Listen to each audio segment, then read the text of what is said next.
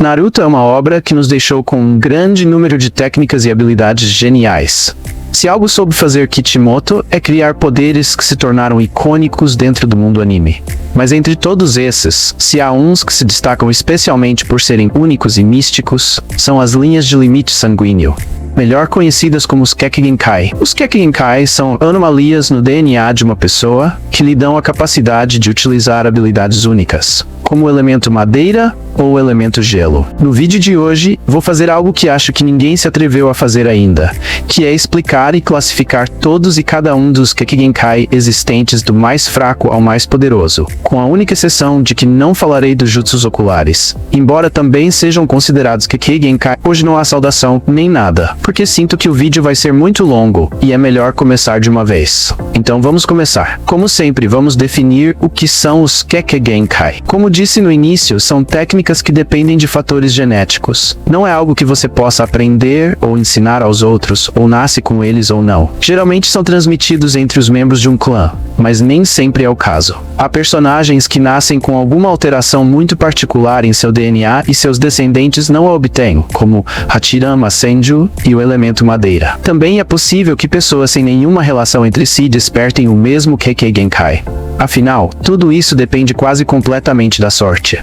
Os possuidores de um Kekkei são mais poderosos que os ninjas comuns e são letais no campo de batalha. Por esse motivo, muitas vezes são perseguidos por temor à sua força ou pelo desejo de se apoderar dela. Em termos gerais, podemos classificá-los em 3 tipos. Os dojutsus, que são olhos especiais que concedem certas habilidades únicas, como o Sharingan ou o Rinnegan. Os elementos avançados que surgem ao combinar 2 ou mais naturezas do chakra ao mesmo tempo. Por exemplo, a combinação de água e vento para criar gelo, ou a água e a terra para utilizar o elemento madeira. Aqui tenho que fazer uma observação importante, que é que, embora seja comum que um ninja possa utilizar 2 ou mais naturezas do chakra, combiná-las é algo que depende de possuir o Kekkei adequado. E por último, as habilidades sobre-humanas do corpo de algumas pessoas, como o Kekkei dos clãs de Yugo e Kimimaro. De todos esses falaremos hoje, exceto dos dojutsus, pelo motivo que já disse no início. No total, temos 16 na lista final. Então acho que seria bom que eu pare de enrolar e comece com o topo de uma vez. Número 16. Elemento barro ou lodo. O primeiro Kekkei a aparecer no vídeo de hoje é o elemento barro. Esse elemento surge da combinação dos elementos terra e água.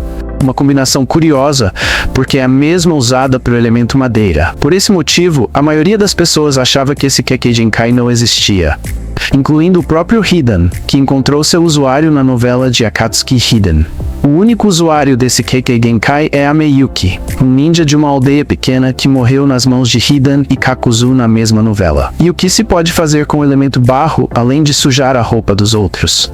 Bem, esse elemento tem várias aplicações interessantes. Funciona de forma parecida com a areia de Gaara. A Miyuki podia colocar suas mãos sobre qualquer superfície de terra e transformá-la em barro. Com esse material, podia criar bonecos de barro que afogavam suas vítimas e podiam se regenerar do dano. Criar grandes fossas feitas de lodo que afogavam todos que caíam nelas, e até foi capaz de causar o deslizamento de uma montanha que esmagou toda a sua aldeia, causando muitas mortes. Com todas essas habilidades, se está na última posição, não é por ser ruim, é simplesmente porque os outros são ainda mais fortes. Como, por exemplo, a próxima posição no topo. Número 15. Elemento aço. Continuamos no território de técnicas que só aparecem nas novelas agora para falar do elemento aço. Não se sabe ao certo quais naturezas do chakra devem ser combinadas para produzir o aço, mas eu suponho que sejam terra e raio. Esse elemento pode ser utilizado para criar armas feitas de aço, barreiras e praticamente qualquer coisa desse material. Mas seu melhor uso, na minha opinião, é o que vimos com Hiroko no filme de Naruto A Vontade de Fogo, no qual esse ninja podia transformar seu corpo em aço, o que o tornava virtualmente indestrutível. Então, em seu nível máximo, um bom usuário do aço pode criar armas muito mais resistentes que as normais. E além disso, proteger seu corpo do dano com esse elemento. Nada mal, a verdade. Ainda assim, me parece bastante limitado comparado com alguns que seguem a continuação. Então fica aqui na posição número 15. Agora sim, iniciando com os Kekkei que sim aparecem no mangá, o primeiro deles do qual quero falar é o de Sakon Yukon. Esse Kekkei Genkai, que não tem nome, permitia a esses irmãos gêmeos controlar seus corpos até um nível molecular, o que significa que podiam adotar qualquer forma que quisessem. Geralmente usavam isso para fundir seus corpos em um só e combater juntos. Isso era útil para bloquear ataques ou executar combinações de golpes mais longas, já que podiam fazer aparecer suas extremidades em qualquer parte de seu corpo. Outro uso habitual que davam era o de entrar em corpos alheios e atacá-los por dentro. Em essência, se tornavam um câncer que podia destruí-las e órgãos por dentro e ainda sair ileso. No entanto, tinham a fraqueza de que quando estavam dentro do corpo de outra pessoa, qualquer dano externo que sofresse a pessoa, também sentiam eles. O que, em teoria, permitia ao hospedeiro cometer suicídio e levar um dos irmãos junto com ele. Acreditem em mim que, em termos de potencial, esse Kekkei Genkai poderia facilmente estar no top 5 do vídeo, mas nunca o usaram da forma mais eficaz possível. Por exemplo, o que impedia Sakon Yukan de aparecer um de seus braços no coração de Kiba e simplesmente esmagá-lo, ou no meio de sua cabeça acabando com seu cérebro. Mesmo que pudessem controlar seu corpo a nível molecular, isso não significa que poderiam se transformar em uma espécie de gás e ser assim invulneráveis ao dano. Se diz que alcançavam um controle de seu corpo a esse nível, tudo isso deveria ser possível para eles. Mas como não fizeram nada disso, ficam nessa posição tão baixa. Uma pena. Número 13.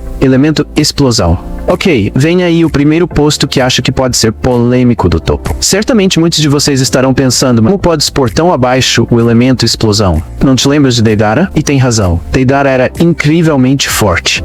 O problema com isso é que Deidara não deveria ser o parâmetro para medir o quão bom ou não é o elemento explosão.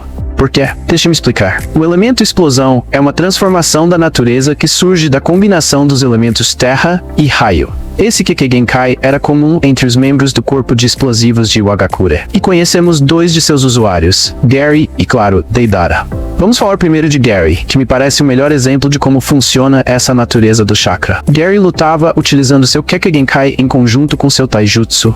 O perigoso dele era que podia fazer explodir qualquer coisa com que fizesse contato de dentro para fora. Isso sem dúvida é um efeito muito poderoso, mas que requer se aproximar e ter um taijutsu excelente.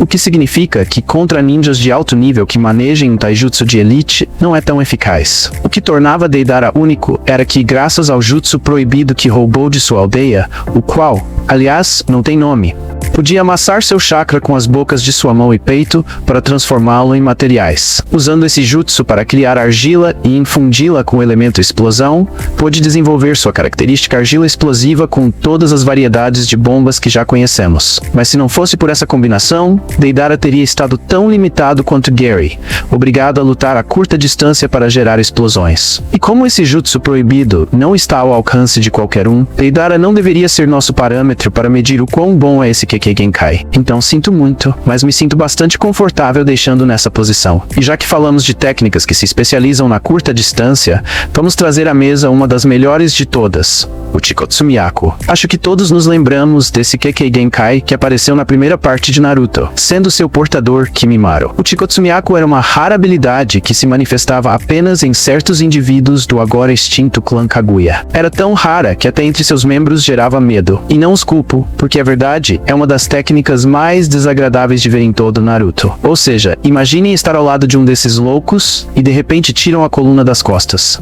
Não acho que seja agradável para ninguém. Os usuários desse Kekkei Genkai podem manipular à vontade sua estrutura óssea, o que lhes permite gerar mais ossos do que os habituais no corpo humano, tirá-los do corpo, criar armas que não existem como tal, e até moldá-los para utilizá-los como armas. Kimimaro, por exemplo, podia fazer coisas incríveis, como estender suas costelas para fora do corpo para se proteger, extrair sua coluna para utilizá-la como uma espada, ou disparar as falanges de seus dedos como projéteis. E esses não são ossos normais como os que temos.